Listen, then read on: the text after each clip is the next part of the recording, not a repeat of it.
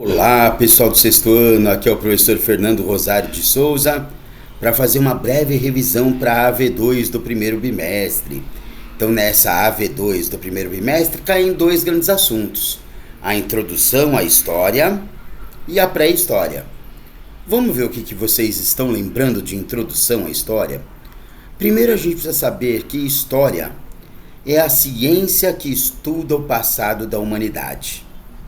Várias ciências estudam o passado. A matemática estuda o passado dos números, a medicina estuda o passado das doenças, a geografia estuda o passado da crosta terrestre, mas a história estuda o passado do ser humano, da humanidade, tá? E por que a gente estuda o passado? Porque a gente é fofoqueiro e quer saber? Talvez também. Mas a gente estuda com três grandes finalidades: a gente conhecer o passado, entender o presente e evitar erros no futuro. Vou dar um exemplo. Você conhece como foi o passado de africanos sendo escravizados no Brasil colonial? Você conheceu isso. Aí você entende por que existe o racismo estrutural na sociedade brasileira. Porque ainda hoje em dia existe muito preconceito contra afrodescendentes. E você evita esses erros no futuro, não apenas não sendo racista, mas tendo um papel antirracista, tendo um papel de luta e de combate contra o preconceito, né? Então a história serve para isso, para a gente conhecer o passado, entender o presente e evitar repetir os erros do passado no futuro. Um historiador, para ele saber o que aconteceu, ele precisa utilizar as fontes históricas, como se fosse um detetive que vai utilizar vestígios, pistas documentais deixadas pelos nossos antepassados para tentar reconstruir alguns fatos, né? É lógico que essas reconstruções serão sempre tentativas de aproximações, e um historiador não pode ser ingênuo achando que uma fonte histórica também não pode estar mentindo ou mostrando apenas uma das versões dos fatos. Por exemplo, se você pegar a carta de Pero Vaz de Caminha na chegada dos portugueses ao Brasil, você vai ter uma tendência a achar que os portugueses foram heróis apenas e descobriram um território desconhecido. Mas se você for pegar versões de cantigas indígenas, de lendas dos povos originários, talvez você chegue à interpretação de que os portugueses invadiram Pindorama, que era o nome que os povos originários davam para cá. Se você tentar ter uma versão que pega a tese, que é a ideia principal, a antítese, herói, anti-herói, tese, antítese, e conseguir fazer sínteses, conseguir fazer versões intermediárias, nem sempre conciliatórias, mas que você entenda um ponto de vista e que você entenda outro, talvez você não use o verbo nem que os portugueses descobriram o Brasil, nem que os portugueses invadiram o Brasil, mas você use o verbo que os portugueses chegaram ao Brasil, com aspectos positivos, com aspectos negativos. Muito bem. Então, isso é a utilização das fontes históricas, tá bom? Vamos dar uma lembradinha na pré-história? Lembra que o jeito que a gente divide a história, né, de pré-história, e aí a história tendo idade antiga, idade média, idade moderna, idade contemporânea, é um jeito que valoriza os fatos que aconteceram na Europa. Por quê? Porque os primeiros historiadores que fizeram essas divisões eram europeus, franceses, alemães, ingleses, e eles acabaram dando uma visão eurocêntrica, né, que valoriza os fatos europeus para os fatos da história. Tanto é que eles chamam de pré-história a fase que eles consideram antes da invenção da escrita. Se a gente for usar só esse critério, existem povos que ainda hoje em dia estariam na pré-história, porque eles não têm uma história escrita. Ah, eles são analfabetos? Não, analfabeto é quando você não sabe ler e escrever numa civilização onde a escrita existe. Agora, se você é de um povo que não tem escrita, você não é considerado analfabeto, você é considerado ágrafo, sem grafia. E aí, muitos povos são ágrafos e têm uma história passada por tradições orais, por lendas, né? Muito bem. De qualquer modo, o jeito tradicional considera que a pré-história acaba quando é inventada a escrita cuneiforme, mais ou menos no ano 4000 a.C., a escrita feita em plaquinhas de argila com formatos de cunha, cuneiforme.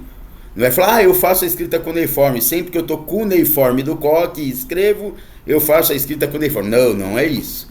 Escrita cuneiforme é em formato de cunhas, esses triângulos, né?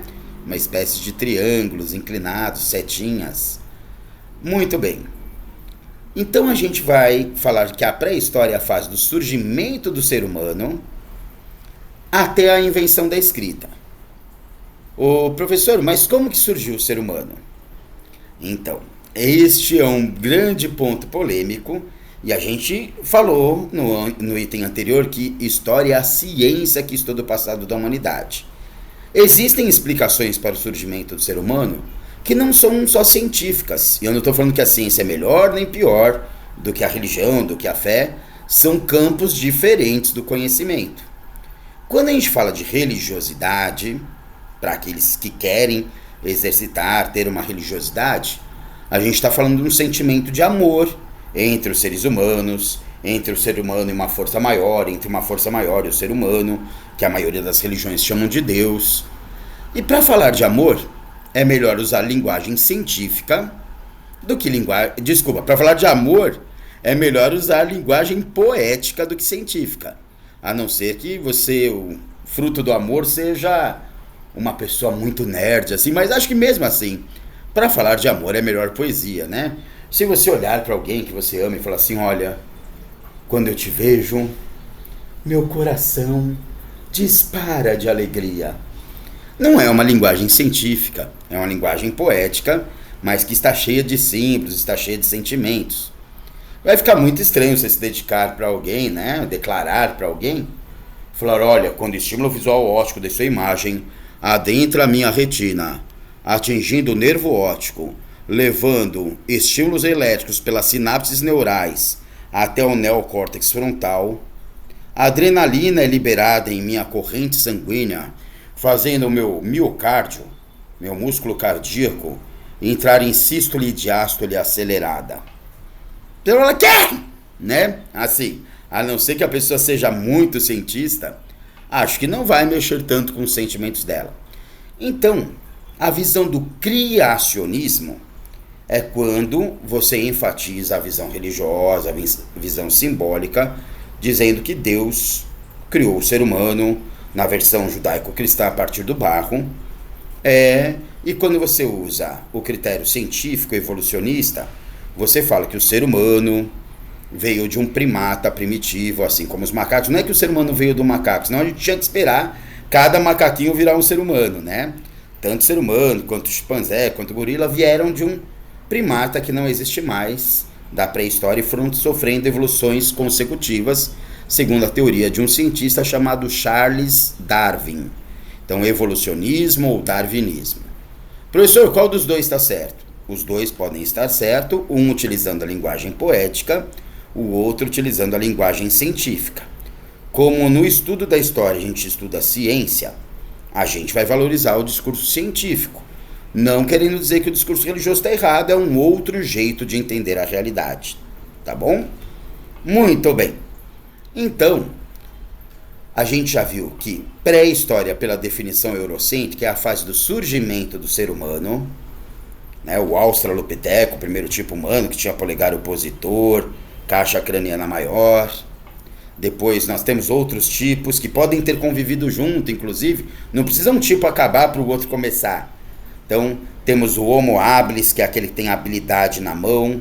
Teve habilidade na mão, vai ficar numa postura mais reta. O Homo erectus ficou numa postura reta, vai desenvolver mais a sabedoria, o Homo sapiens. Qual desses tipos você acha que é o que acabou saindo da África, que é considerado o berço da humanidade, e se espalhando para os outros continentes? Provavelmente a partir do momento de ter uma postura mais ereta, o que facilitava os deslocamentos, tá? Então o Homo erectus é aquele que vai se espalhar pelos continentes. Daqui a pouquinho eu mostro uma das hipóteses para a vida ter saído da África para a Ásia e chegado na América. Não é a única hipótese, mas é uma que existe grande probabilidade de ter acontecido, tá? Temos as fases da pré-história, a idade da pedra lascada, paleolítico, quando o ser humano não sabia plantar nem criar animais. Então o alimento acabava. Se o alimento acabava, ele era nômade, porque ele tinha que buscar alimento de região em região. Na fase neolítica, pedra polida, é só lembrar new, novo, polido, que nem a minha careca, ó, tá com bom polimento. Nós temos o ser humano aprendendo a fazer agricultura, aprendendo a cuidar de animais. Se ele já sabe fazer isso, os instrumentos são mais sofisticados, ele não precisa mudar tanto de lugar. De nômade, ele passa a ser sedentário. Ele tem uma sede fixa. E esta transição do paleolítico para o neolítico vai ter um cara chamado Gordon Childe, que ele vai falar que foi a primeira verdadeira revolução da humanidade. Ele chama de Revolução Neolítica, quando o ser humano aprendeu a fazer o seu próprio alimento por meio da agricultura, da pecuária, e se sedentarizou, ficou com uma sede, né? E essa sede normalmente perto de rios. Ele vai mostrar uma região que parece uma lua crescente, que ele chamou de crescente fértil, entre o Egito e a Mesopotâmia, que serão assuntos do segundo bimestre. Por fim, a terceira fase da pré-história é a idade dos metais, quando o ser humano pegava algumas rochas, fazia fornos, e a temperatura é tão alta que algumas rochas têm veios de metais, tem parte metal. Quem já jogou Minecraft sabe disso, né? Os minérios. E uma parte desses metais derretiam, inicialmente viravam só pocinhas, mas depois eles aprenderam a dar formato para essas poças de metal que derretiam, e depois resfriavam, virando pontas de lança, facas, espadas. Olha que legal. Esse é o Gordon Childe, novinho, tá? Ele que fez a expressão Revolução Neolítica, quando o ser humano aprendeu a plantar seu próprio alimento, a criar animais, não precisou mais ser nômade. E ele diz que quando o ser humano se sedentarizou, as primeiras civilizações se formaram nessa região entre a Mesopotâmia e o Egito, no Oriente Médio, chamada crescente fértil. Ó, não tem o formato de uma lua crescente? Não estou falando da minha careca, não. A minha careca tem formato de lua cheia, mas eu estou falando disso daqui, ó. Aí tem formato de lua crescente, né? Joia! Só mais um pouquinho, pessoal. No Vaticano, a igreja que fica lá em Roma, né? O Vaticano, na verdade, está dentro de Roma, onde fica o Papa. No teto da Capela Sistina, um grande pintor da humanidade chamado Michelangelo foi contratado para pintar a visão criacionista, que é a visão da religião, com Deus e os seus anjos, dando a vida para o primeiro homem, que seria Adão. Michelangelo, é lógico, aceitou o trabalho também, dizia que a fé era algo importante, ainda mais se pagassem pela obra dele, mas ele era um homem que valorizava muito a razão. E aí ele colocou um simbolismo quase que oculto aqui, mas que entendedores entenderam. Deus e seus anjos estão retratados no formato de um grande cérebro, quase dando a entender, olha, fé e razão precisam estar em equilíbrio, tá? É lógico que a gente nunca vai saber totalmente o que um gênio quis dizer, mas existe grande chance de o simbolismo ter algo de valorizar a razão também, além da fé. Tá bom? Estão aí as fases da pré-história. O período mais para trás é o período paleolítico. O período mais new é o período neolítico. E por fim eles aprendem a usar os metais. Quando a escrita é inventada, acaba a pré-história e começa a história. A primeira fase da história é a Idade Antiga. Olha aqui os instrumentos em pedra lascada. Quando eles lascam as pedras, eles acabam aprendendo a fazer o fogo. Depois, instrumento em pedra polida, bem lisinha, para ficar com a ponta mais fina. Por fim, aprenderam que os metais derretiam lá, né? Os minérios derretiam fechos de metais e fizeram machados, pontas de lanças, facas. Não vai me dizer que o ser humano usava algum desses instrumentos para se defender de dinossauros, hein? Seres humanos e dinossauros nunca conviveram. Quando o ser humano surgiu na face da Terra, os dinossauros já estavam extintos há milhares de anos. O ser humano nunca precisou se defender nem fugir de dinossauros. Aqui está a escrita cuneiforme, a plaquinha de argila. Vai com o palitinho enquanto a argila está úmida, faz o formato de cunha, depois espera secar. Devia dar trabalho de levar a tarefa para a escola, hein? Não, acho que as escolas eram de outros tipos, né? Nem era escola, era transmissão de conhecimento de um escriba para outro, para membros da sua família. Olha a vida que surgiu. Professor, esse mapa está errado, porque normalmente é a América do lado esquerdo e a África do lado direito. Gente, o mundo é redondo, só imagina que esse mapa deu uma giradinha, tá?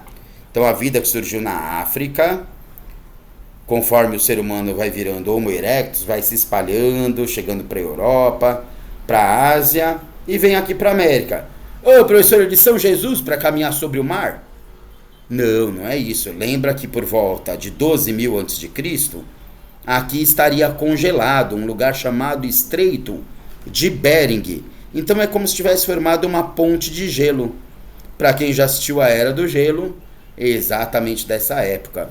Alguns antropólogos, algumas pessoas que estudam o ser humano, dizem que talvez estaria daí a semelhança física de alguns asiáticos, japoneses, coreanos, chineses, com alguns povos originários.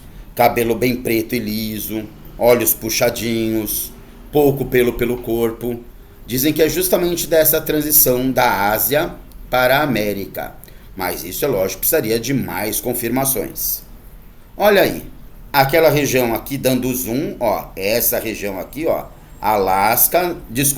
Sibéria na Rússia, Alasca na América do Norte, ó, pertinho, tá vendo?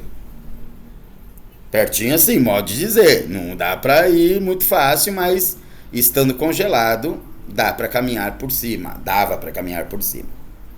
Joia? Pessoal, espero que com este vídeo, entrando no site que você já entrou, senão você não estaria assistindo este vídeo, clicando aqui no 6º ano, tá? Olhando o que tem no capítulo 1, aí dá uma olhadinha nesses mapas mentais, dá uma assistidinha nesses vídeos, principalmente no primeiro, que é mais da faixa etária de vocês. Tenta responder o teste de seus conhecimentos. Aí volta lá para o site do 6º ano, entra no capítulo 2, dá uma olhadinha nesses mapas, dá uma assistidinha no vídeo, principalmente o primeiro. Tenta testar seus conhecimentos. Você irá muito bem na prova de amanhã, tá bom? Dá uma olhadinha no que você escreveu no caderno, dá uma olhadinha no que está grifado no livro e tenho certeza que você ficará muito contente com o resultado. Até a próxima, pessoal!